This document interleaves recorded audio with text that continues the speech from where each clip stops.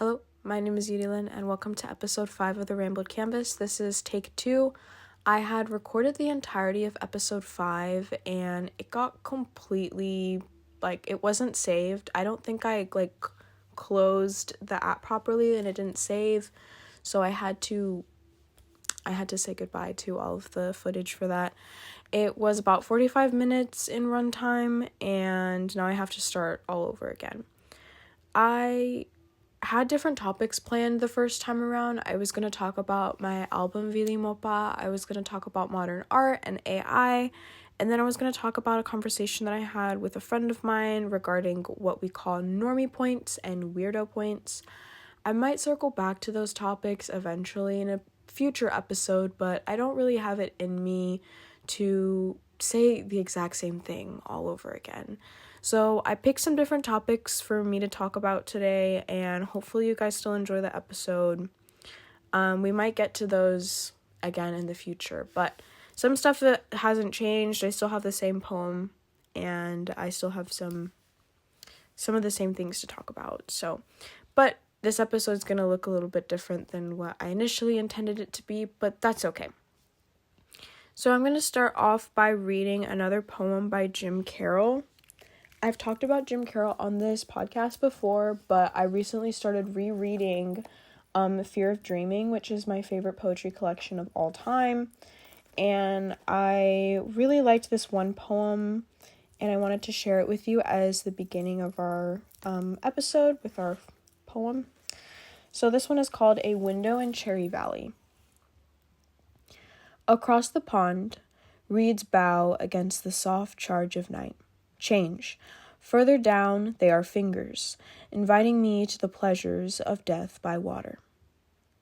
Its split-second passion, its surrendered sound of exploding lungs, like poor bells ringing underwater, and it's late at night. So that was A Window in Cherry Valley by Jim Carroll. I do want to eventually make a video regarding just Jim Carroll because he's one of my favorite poets. So that's all I have for now. This poem, I kind of resonated with it, or I was drawn to it because of the one line that goes, "Passion, its surrendered sound of exploding lungs." I found that portion very fascinating, and that's what made me choose that poem for today. I hope you enjoyed it. The next part is I'm going to be talking about the recent things that I consumed, so media, books, I'm going to start off by saying that I started reading Animal Farm again. I read Animal Farm for the first time, I think back in 2021, and I think it's something that I want to revisit, so I got myself my own copy, and I'm planning on annotating it, kind of marking it, seeing the dynamics between the different characters and how that changes the perspective of the story, kind of delve deep into the different themes, tie it back to its historical context, all of that. So I just kind of wanted to spend some time studying Animal Farm. I also, as I mentioned just a little bit ago, I started rereading Fear of Dreaming by Jim Carroll. I have about 20 pages left in it, so I don't have too much left. I should finish it by the end of today, honestly. Movies that I saw recently were, I recently watched We're All Going to the World's Fair, and it's a film that was released in 2021, and it really reminded me of the other film that is a lot more popular, I Saw the TV Glow, which I have talked about on this podcast as well. I liked them both because it's very, We're All Going to the World's Fair definitely reminded me of, some form of, artistic, experimental type of film, almost. Without spoiling, it's about a girl that is inside of, an ARG, and she's playing an ARG game through YouTube. Well, I guess it's not YouTube, technically. It's, some video platform. They don't call it YouTube, but you get the idea. And she catches the attention of a second character, and it's just kind of that character, the two characters kind of just following this ARG game, and then the ending is just beautiful. But I'm not going to spoil it for you. But that's the film I watched recently. I finished Adolescence, and I loved that too. Adolescence was so good. I loved Adolescence. I'm gonna watch the new Lilo and Stitch movie soon. I'm really excited for that. I'm really excited. I will update you guys on my thoughts on that film when it comes out. Besides that, I rewatched A Complete Unknown, and then I watched a couple like music documentaries, just like random ones that I could find. I'm trying to watch this one about ABBA, and I'm just kind of like messing around. I'm just like looking at documentaries and just having fun and seeing what I can watch. So the topics I wanted to cover on this episode was I wanted to talk about making time for art and like time limits on putting things in your art, and then I'm going to talk a little bit about finding inspiration, and then I'm going to talk about creative emesis. So the first thing I want to talk about is making time for art. I had a conversation a while back with a person that told me that they didn't have time for art. But it's not that they didn't have like small pieces of time for art. They said they didn't have time to sit down and make art for hours on end. This person makes art every once in a while. When they do, they usually get into this tizzy and they're making art for like 4 hours, 5 hours, overnight, whatever. But they don't make art consistently. In fact, they can go months without making a single piece of art or even working on a piece of art. And the point that they were trying to make to me was because they didn't have enough time to make art for hours on end, they shouldn't just make art at all. They told me, well, I mean, I don't have the time. Like, I just don't have the time. Like, I wish I could make art, but I can't. Because, like, I can't just, like, sit down and just do art all the time. Like, I just can't sit down, like, for, like, 3 hours and, like, do it like I do, like, all the time. Like, I wish I could do that all the time. I can only do it sometimes. Everybody's schedule is a little bit different. Every creative schedule is a bit different. Some people genuinely have the time to sit down for hours on end and create art every day. Some people don't have that time. Some people have a lot of other responsibilities to do. But it got me thinking, how can you fit art into the tiny little pieces of your day when a bunch of other things are going on?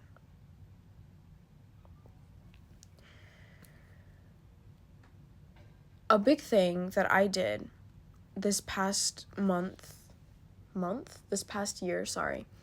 a thing that I did this past year was Inktober. Inktober was to create a drawing every single day. Now, I did not finish Inktober last year. I really wish I did, but I didn't. Maybe this year will be a bit different, but I didn't finish Inktober. I was really close, but I was off, and I missed a couple of days. Those last days, I couldn't do it. But that wasn't the point. The point was that during Inktober, you had to make a drawing every single day. And what it really did is it pushed me to find small pieces of time to make art every day. The solution I have for the people that say they want to make art are a couple things. Number one is to lower your expectations.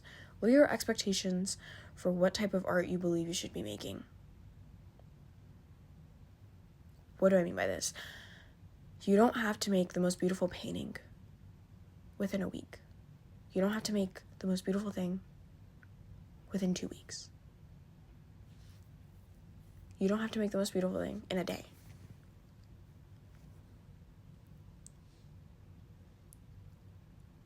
I say there's 2 options, and you pick whichever one you think fits better.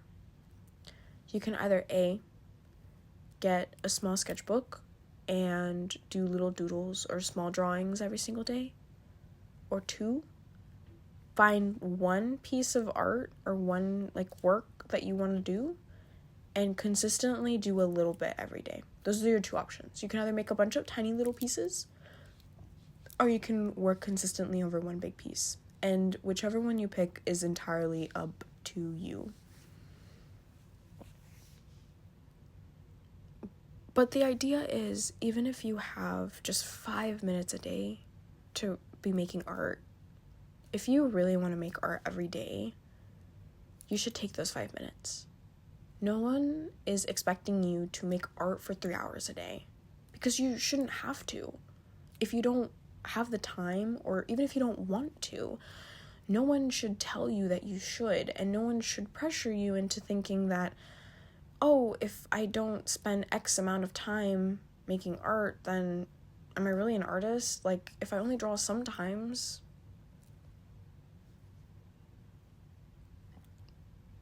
The point that I'm trying to make with all of this and the conversation that I had was that in order for you to make time for art, you first have to understand the little pieces of time that you could use to be making art.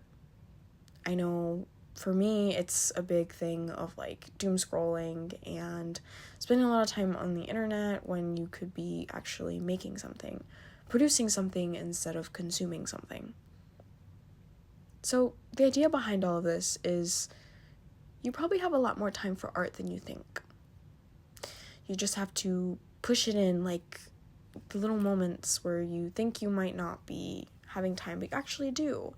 Whether that be 10 minutes in the morning, or during your lunch, or maybe like the last 5 minutes before you go to bed, like do a little doodle in a sketchbook or something. I had a conversation with a friend that is currently in the process of writing a novel. And she's been able to write so much because she's borderline the closest to anything else. With writing, it's the closest thing to being obsessed with something than anything else. And she consistently writes over 1,000 words a day. And sure, there are probably days where she can sit down and write for a really long time, probably. But with anything, I believe you also have to pinch a little bit here, a little bit there. Oh, I'll write 50 words here, 100 words here, 150 words here, 200 words here. And then I realized it's the same thing for me with my paintings and my drawings.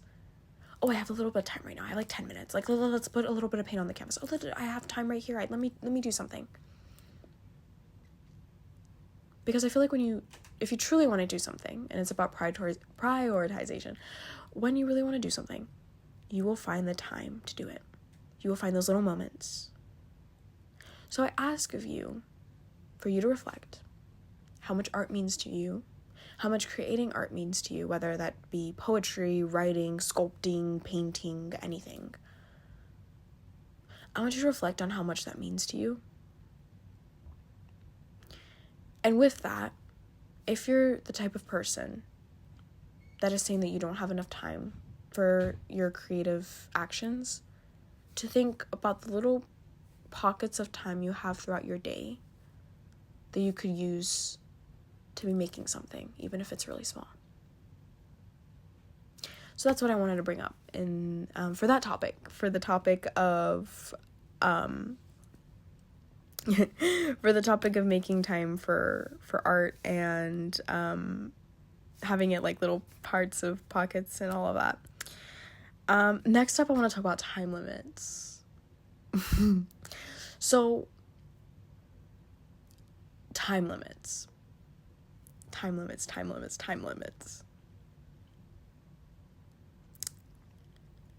What I mean by this is that sometimes, in order for you to get something done, you have to have a time limit. An example of this was Vili Mopa. Vili Mopa, I wanted to get it done by the end of May. And I did. I got it released. I got it out. And as much as I would like to talk about Vili Mopa, I don't really want to talk about that right now. I kind of want to, I'll mention it in another episode, bit more detail on the process and making of all of that. But for right now, I want to use Vili Mopa as an example for time limits. And this all goes back to making time for art and actually producing things. I say that with certain pieces of artwork, with certain pieces of creative actions, you should put a time limit on them, because if not, it'll never get done. If I didn't tell myself that I had to get Really Mopa done by the end of May, I probably wouldn't have finished it. If I tell myself that there's only a certain amount of time, if I didn't tell myself there was a certain amount of time between each podcast episode, I don't know if I would have made it past episode 2.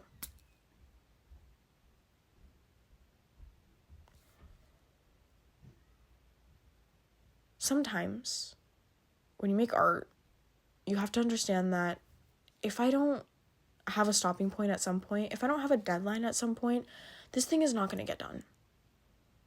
Now, you have to be really careful with your time limits and your deadlines, because you have to understand that art takes time, but it shouldn't take so much time to the point where you quit. So the point that I'm trying to make here with all of this is that deadlines are helpful for your art, and deadlines are helpful for your creative actions when you use them correctly. So give yourself enough time to finish a piece, but if you're noticing that it's taking a little bit too long, maybe give yourself a little deadline. Say, I want to finish it by this time. I want to finish it by the end of this month. If it's a really long project, I want to finish it by the end of the year. Only you can decide how much time you should adjust. And if you reach the deadline, only you can decide if you think you should extend it, if you think you've made enough progress through that time. And this podcast episode might seem a little bit like telling you kind of like tips almost, but it's just stuff that I've been thinking about. It's stuff I've been reflecting on within my own creative practices, and it's just stuff that I've wanted to share in case anybody would need it, in case anyone would resonate with it. And if you're doing completely fine with the way you're creating, then by all means, this might not be for you. But maybe it's not for you right now, but in case you ever get stuck in a rut, maybe think about what I said. I'm going to talk a little bit now about how I stay inspired. Everything, anything, all of it. In a nutshell, because I do want to expand on this a little bit later. In a nutshell, get inspired by 3 things. Yourself, the people around you, and the things around you. First, let's start with yourself. Do a lot of thinking within yourself. Do a lot of reflection within yourself. I feel that the more time you spend with inside of your brain, thinking through ideas, shifting through them in your brain, kind of looking through kind of your memories and things like that, like all of that, you just mix it around, sort through it, and you'll probably find something. An old experience, an old dream you had, a memory, something that you said. The second thing is the people around you. I feel so forever grateful to be around some of the most amazing creative people I've ever met. The majority of people around me are people that are musicians, artists, or writers. But even the people that aren't still can find ways to inspire me. Think about the way a friend of yours talks, or the way they walk, or the glimmer in their eyes when they talk about something they're really passionate about. Focus on little details. Listen to what they really say. And maybe you'll come across something worth writing about, worth painting about, worth creating about. And maybe they don't even have to be your friend. Maybe you're in a public place and you see someone that's dressed absolutely amazing. What kind of story do you think they would have? What kind of person do you think they would be? Not in a judgmental way, but just an observant way. Maybe use that into your creative practices. And as I'm talking, I'm realizing this episode is kind of turning into a creative coaching session where I'm talking about how to create, essentially. And that's not what I'm trying to do. I'm just listing my observations with my own creativity and seeing if any of this sticks with anybody else, if anyone else has done these things, if anyone else has thought these things. This episode has taken a completely different route than my first take. But maybe this is what I needed. A reflection. A time to kind of sit back and not really be too much about it. I'll talk more about staying inspired in another episode, but I think that's all I have for now. The last topic I want to talk about is creative emesis, which kind of ties into the past two topics. And it's a regular part of my creative practice because I recently started doing this and I find that it helps me so much. I make a lot of paintings and I make a lot of drawings and collages, but I would like to write more. Sure, I write a lot of poems, but I mean stories. I want to write stories. A way I decided to do this is by doing this thing called creative emesis. Creative emesis is a collection of work that I'm slowly doing that consists of me sitting down and writing something complete, a little piece, in one sitting. Whatever comes to my mind, at any point. It could be anything. And the result are tiny little pieces of works, little stories. Some of them are silly. Some of them might have a little bit of potential in them. And some of them maybe aren't that good, but I mean, that's the point. Just to create. So I'm going to end off this episode with reading you two of my creative emesis stories. But before I do, I just want to say I highly recommend you do this process. The process of sitting down and just typing whatever comes to your mind. And I would write, but sometimes my hand is too slow for my mind. So with that, I'm going to be reading you two. One of them is pretty crazy, and the second one's a little bit crazy too, but not as much as the first one. The stories are called Bleeding Chair and The Farmer at the Market. I hope you enjoy. This is Bleeding Chair. I was in a yellow house. The yellow house had a little green door, some door I always loved. It had ladybugs on it, and I also liked it because it smelled like some sort of weird plant. I don't really know what it was, but it's probably red. If I had to say what the plant would look like, it would look like the head of a donkey mashed with potato-shaped leaves and sharp edges for thorns, except the thorns would have tiny stars painted on them. But anyhow, there was this door, and I opened it one time and all I found was another door. This door was orange, except it had a crack near the door and that part was green. It wasn't a pretty green, it was an ugly green, but I opened that door too. I'm going inside this super, super yellow room. It's completely empty except for this wooden chair inside. The chair was black, painted black, but they did a horrible, horrible job. So there are nails sticking out of it, and the nails smell like nail polish, but the cheap kind, the type that reeks of acetone even more than it should. I turn around and I see this hammer thing, so I grab it and I do the natural thing, which is to smash it. So I keep hitting the chair, and it starts bleeding. It's bleeding with real blood, but the blood doesn't smell like iron or metallic scent or anything like that. It's a smell of soap, really strong soap, the type of soap you see in hospitals that just have that very specific scent to it.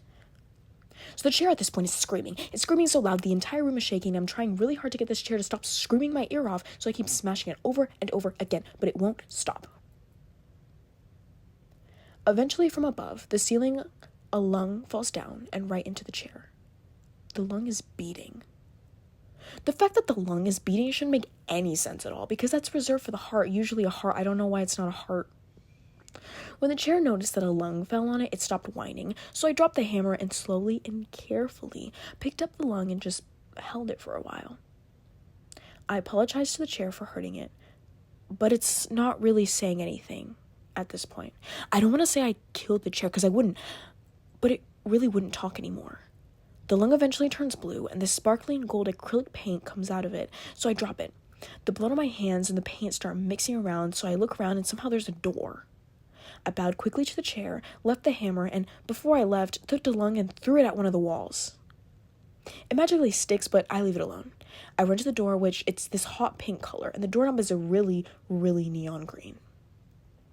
I open the door and find a regular bathroom, so I rush to wash the stuff off my hands, but it's not coming off. This blend of red and gold starts seeping into my skin, and it's burning. It's burning and stinging really bad. Holes start forming on my skin, and there's pus and steam coming out of them. I start banging my head against the mirror and start chanting some random nonsense. It's not Latin, but somewhat like that. I'm banging my head, but it doesn't hurt or anything. After chanting enough, my arms go back to normal. I feel a bit dizzy, though, so I start dancing. I'm dancing, and I look down, and I have 4 feet. I have 3 arms, and by looking in the mirror, I see I have 6 eyes now. I decide to make myself even dizzier, so I spin and spin and spin and start singing a song I can't remember now. Eventually, it all gets to be too much, so I faint and fall. But I had this dream where I was in a yellow house. The yellow house had a little green door, some door I always loved. So that was Bleeding Chair. That one was very much stream of consciousness writing. I got asked if it was based on a dream. It wasn't. It's called Making Stuff Up As You Go Along. This next one actually has a more structure to it. This one's The Farmer at the Market. I was out at a market. The type that had a lot of trinkets, booths that were adorned with shiny jewelry. Some had nice smelling perfumes, and some had clothes. Clothes in beige, in bright, colorful, crazy patterns, and some with plastic rhinestones or glitter. My feet had grown tired, so I had decided to see if I could find a place to sit. A bench, maybe. As I was walking, I came across this small yellow booth. There's this tall, lanky, pale white man with bright green eyes. He's selling apples. Cheap, too. The conversation went a bit like this. He had introduced himself as Walter Nini, and I gave him the name Asian. I sell apple. Apples speak Greek. Avocados speak Latin. No more French-speaking oranges. Sorry, am I hearing you correctly? You have fruit talk. Yes, I have English-speaking apple triple price. How do I know? Listen. I neared closer to one of the apples, and sure enough, it spoke. I didn't know Greek, so I couldn't make sense of a word. Its voice was raspy, almost a whisper, and spoke quickly. I don't understand this one. It's Greek. I tell you, apples speak Greek. I look for English apple now. Can't you just tell me what the apple is saying? Don't you know Greek? No. I had friend speak Greek. Friend died. No more translator for Greek apples. How much for the English apple? $3, if I find. I'll take one. Behind the booth, he started rummaging around. It took him a good solid minute to find one, but he finally pulled out an apple from a black barrel. Here, apple English, $3, now. How do I know you're not just selling me another Greek one? I no lie. Fruit no lie. Apple speak English. This apple tell you truth. I really needed to find some sort of bench because my feet were starting to hurt even more, so I hastily gave him the money, not caring about whatever he said about, quote, the truth. I kept walking for a few minutes more before I found a bench. So I sat down, and I put my ear to the apple. It wasn't talking. Talk, you better talk. I noticed that some people walking past had now started looking at me, probably thinking I was some sort of weirdo for screaming at an apple. He scammed me. The apple doesn't speak. It doesn't even speak. You're worthless, I screamed and threw the apple onto the ground. Suddenly, I heard a small yelp, followed by a cry. I leaned closer to the ground, and I realized the apple's crying. I slowly pick it up and put my ear towards the apple again. You dropped me, you hurt me. I feel horrible, and I whisper an apology. I'm really sorry. I didn't think you were a talking apple." The apple slowly stopped crying before finally saying, "Did you buy for the truth? I can tell you the truth." I braced myself and nodded. I held up the apple right to my ear and listened as it told me these words. "And off so evermore, you fear the words and the perceptions of the people so dearly to you, close, not the far, and you wish you could hold your tongue from spouting rambles and talking nonstop. You fear the perception, the falsified and truthfulness to being seen. You wear a mask to hide the walls of your soul." I was so angry with what the apple had said until I realized that this was nothing but what it was. An apple. "It appears I'm suddenly quite hungry," I whispered. Before I could respond, I grinned between bites as I heard the apple scream, each one growing louder and louder. I ate each and every bite of it until nothing but its stem remained. Then I got up from the bench, discarded the stem and the seed, and made my way home. The best $3 I could ever spend. And that was The Farmer at the Market. And with that, I have everything prepared for you today for this episode. I hope you enjoyed. Instead of a poem, I did the creative Emesis thing. I would read a poem, but you kind of have heard quite a bit from me right now since those past two were my own. And I think I'll just save the poem that I was going to read today. I think I'll save that for the next one. So, the moral of the story is keep looking for little moments in your life where you can make art. Keep being inspired by the people around you, yourself, and your surroundings, which it's all going to be great. And it made me realize I don't think I touched on the third topic in terms of inspiration about the things around you, but that's kind of self-explanatory. Look for the things around you and get inspired by them. And try creative emesis once in a while. Just sit down and see what pours out of you. But that's all I have for you today. Thank you so much for tuning in and listening, and I'll see you in the next one. Bye!